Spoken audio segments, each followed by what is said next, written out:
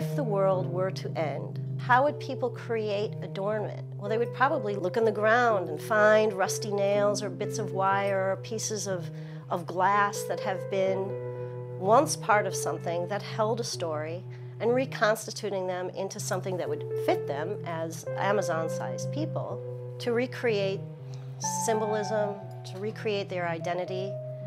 So to me, the apocalypse is not something to be deemed as a negative thing. By visualizing the end, I can recreate it into something that's beautiful, something that's meaningful, symbolic, poignant, something that represents the tension, the endurance, the despair, the balance, the hope, everything that is created of mankind.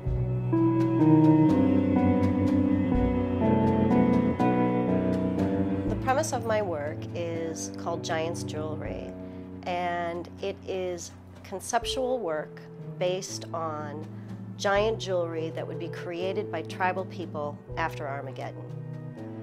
These people are Amazon. They're giant in size, hence they make giant jewelry.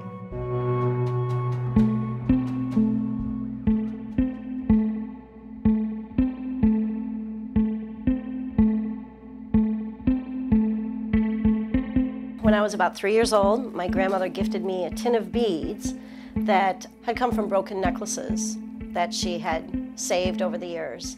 I've always been fascinated with small things, always been fascinated with beads.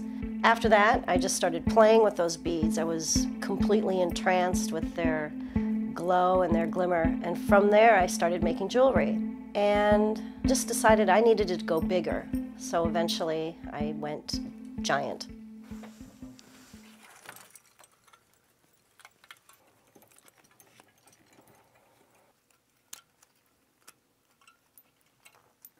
My process is very exploratory and spontaneous.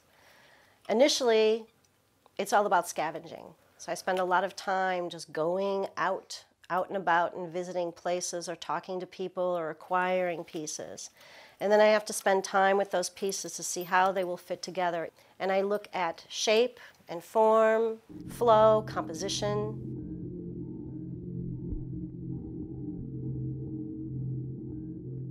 I just recently came back from France, where I went to the local flea market. It's called a marché aux puces.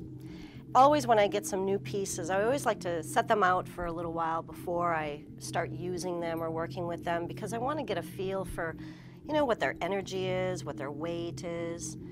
And so these are some of my recent acquisitions. It wasn't a particularly successful day at the marché aux puces the day I went, but I did find some things that I would use in some future pieces.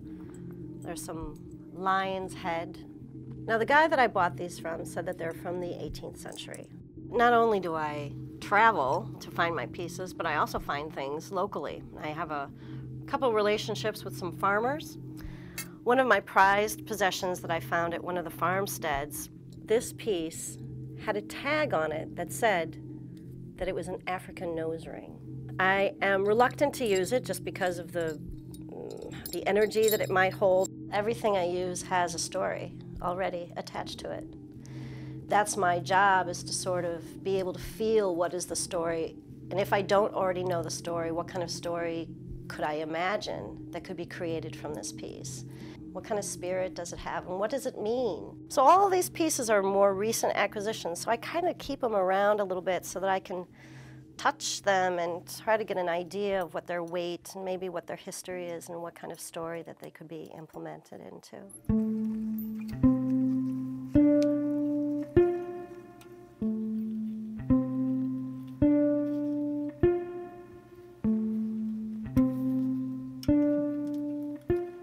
When I create a piece, I don't create it for me, because it's not really me that's creating it. It's really another entity, almost, that is creating it.